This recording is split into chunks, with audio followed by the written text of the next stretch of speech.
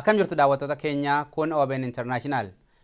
Vaayirasiin koronaa jedhamu erga Chaayinaa kutaa biyya Wuhaanitti eegale as namoonni 830 ta'an kan dhukkuba kanaan qabaman yommuu ta'u hanga ammaatti ragaa jiruun namni 80 immoo lubbuu isaanii dhabanii jiru. Dhukkubni kun biyyoota addunyaa Awustiraaliyaa, Ameerikaa akkasumas biyyoota garaagaraatti babal'achaa jira. Dhimma kana ilaalchisuudhaan keessummaa ogeessa fayyaa qabannee dhiyaannee jirra. Keessummaan keenya kutaa bulchiinsa Joorjiyaatti Kaawunii Dikaab itti gaafatamaa kutaa dhukkuboota daddarboo kan ta'an Dr. Sintaayyoo Badhaaneeti. Hanga xumuratti waliin turaan afeerraa keenya.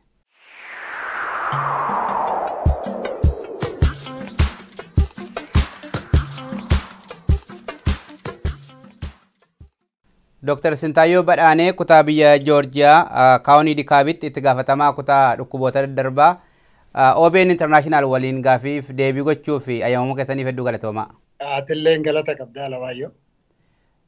Tole ulfaadha. Dhukkubni vaayirasii koronaa jedhamu Chaayinaa kutaa Wuhaan kan jedhamutti kan torban darbe eegalee amma addunyaas wal gahaa jira, namooti ittiin lubbuun darbee jira, kaan immoo dhukkubsatanii jiru.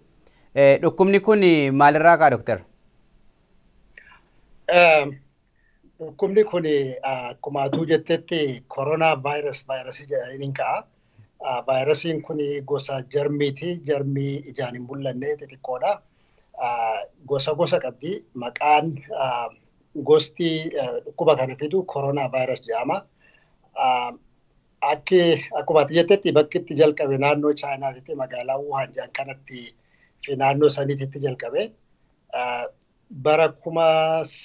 Bara dabre kanatti bara dabarsine kanatti jalqabe 2019 gama dhuma 2019tti. Saniif maqaa isaa 2019 koronaa vaayirasii jedhaniiti maqaa baasaniif. Ammaaf naannoo Chaayinaatti kan dhukkubni isaa heddummaatee mul'atu. Maalirraa ka'a? Vaayirasiin kun maalirraa ka'a? Yaala isin qabu miti hanga ammaatti?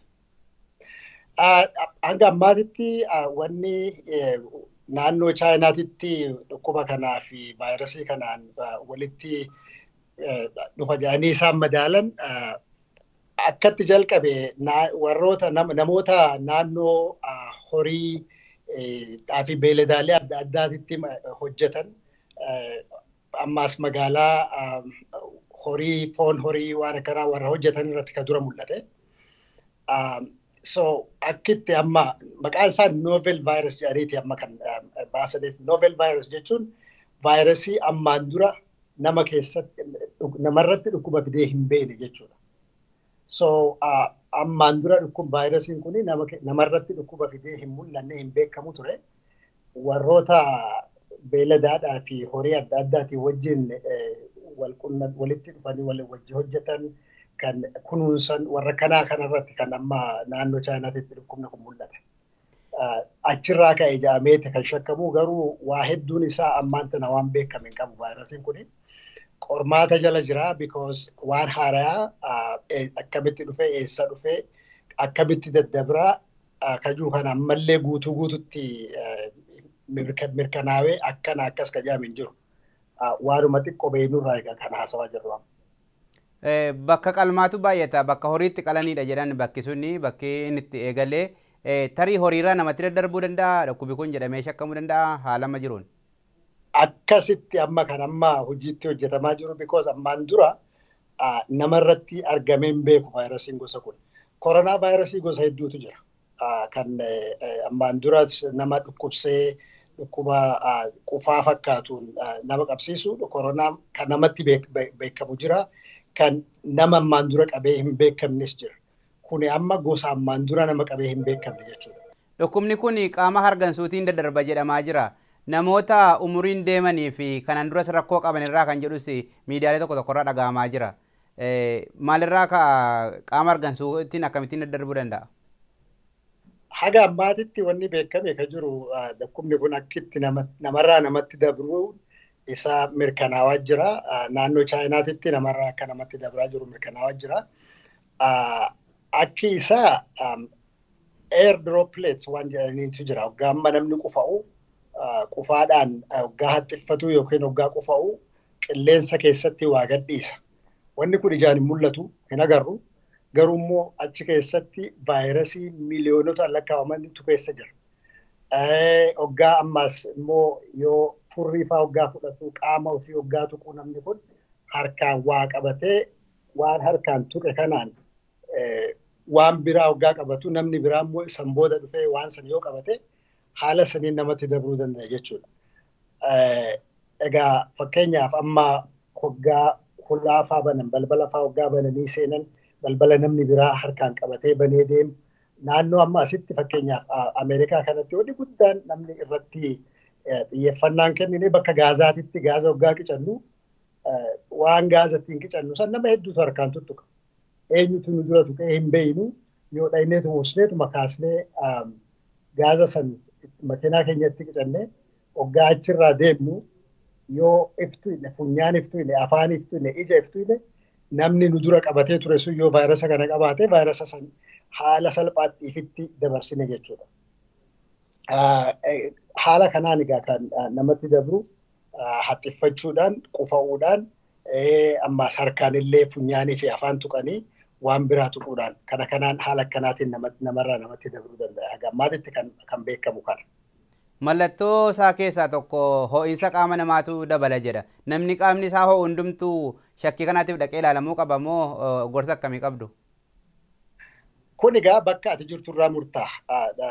Yoo dhuguma akkuma ati jettetti mallattoon isaa tokko qaamni ho'uudha. Naannoo Harargeetitti laayidaa jennaani. Afaan Ingiliishiin fiivar jedhama. Yoo fiivarii qabaatte yoo qufaa qabaatte iflaaluun barbaachisaadha. Garuu immoo bakka eessa jirtaadha. Amma yoo fakkeenyaaf Ameerikaa keessa jiraatteedhaaf immediately waan akkanaa kana shakkuun qabdu because Ameerikaa keessatti amma hedduu babal'atee waan hin jirreef jecha. Yoo immoo Chaayinaa dhaqxee dhuftee jiraatte. Nama Chaayinarraa naannoo Chaayinaa dhaqee dhufee jiraate nama dhukkubni kun bakka itti jirutti dhaqee dhufee jiraate wajjin egaa wal qunnamte guyyaa lamarraa hanga guyyaa 14 jidduutti yookaan wanni ta'ee jiraatu taate dhugaadha iflaaluun barbaachisaadha. Waan laayidaa qabnu jechaaf immediately waan kana yaaduun barbaachisaa miti ammatti. Yeroo sadarkaa amma jiru kanatti guutuutti addunyaa waliin waan hin geenyeef jecha. Ameerikaatti argameera vaayirasiin kun jedhamaa jira. Hanga ammaatti namni qabamee ragaadhaan bira gahamee jira. Ameerikaatti hanga ammaatitti haga kalee galgalaatitti edda galgalaatitti nama 5tu dhukkuba kanaan qabame jedhameeti riippoortiin godhamee mirkanaa'ellee jira.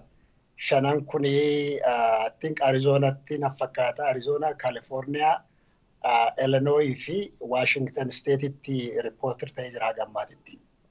Dhukkubni akkasii gaafa ka'u keessumatti biyyoota guddachaa jiran Afrikaa keessumatti immoo biyya keenya Itoophiyaatti yoo ga'e rakkoo guddaa uumuu danda'a. Dandeettiin waa dhukkuba kana to'achuus dinagdee hojii wal qabata waan ta'eef hammaachuu danda'a. Gorsa akkamii kennitu isin yoo rakkoon kun Itoophiyaatti ka'e maal gochuu qabu? Ministeera Fayyaas yoo ta'e ogeeyyonni maal gochuu qabu jettu? Dhugaadha. Wanni ammaati jette kun dhugaadha. Amma sadarkaa amma addunyaan itti jirtu kanatti addunyaan akka ganda tokkoo taatee jirti jecha jaamaatii jira. Wanni har'aan tana Chaayinatti tahee or Ameerikaatti tahee or Awustiraaliyaatti tahee Afrikaa wanni hin dhayineef hin jiru. Yeroo gabaabaa keessatti Afrikaa dhaquu danda'a, biyya teenya dhaquu danda'a. Namni guyyaadhaan Chaayinaa dhaqa Itoophiyaarraa, guyyaadhaan biyya addaa dhaqaa xayyaaraan deemee dhufa. Wanni guddaan godhamu barnoota namaaf kennuudha. Haala dhukkubni kun itti dabruu danda'u irratti akka namni quba qabaatu yoo dhukkubni kun immoo namni qabame yoo jiraate namni sun akka hamma danda'ametti hanga wayyaa'u hanga fayyu manatti silaa ittisuun danda'ameen gaariidha.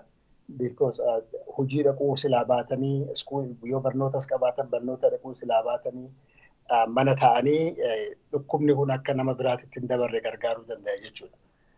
Wanni guddaan godhuu qaban maali? Namoota xayyaaraan deeman nama biyya alaa dhaqanii dhufan kana yoo dhukkubni akkanaa kun laayidaadhii fi qufaan akka guyyaa 14 keessatti kan itti dhufu taate immediately haakima dhaqanii iflaalanii waan bakka dhaqanii dhufanis haakimatti himuun barbaachisaadha. Kanuma ergaan hin qabu. Egaa qorichiin jiraanne yaalii akkamii kennamaaf amma namoota dhukkubaan qabaman kana iddoo garaagaraa jiran kana yaalii akkamii kennamaaf? akkuma siin jedhetti amma gaawwanni kun amma maatitti haaraa qorichi isaatis hin jiru. Garuu wanni godhamu dhukkuba laydaa yookiin fiivarii san waan gadi deebisuu fi waan qufaadhaaf kanarraa ittisu hanguma wayyaa'anitti simtamoota milikkita dhukkuba kanarratti kan xiyyeeffannaan kennamu malee amma vaayirasii kanaaf qorichi qophaa'ee hin jiru amma ammaatitti. Yeroo baay'ee dhukkuboonni daddarbanii biyya gara Ameerikaa kanatti hin mul'atan isa haaraa ka'e kana malee biyya keenyatti immoo hin baay'atu.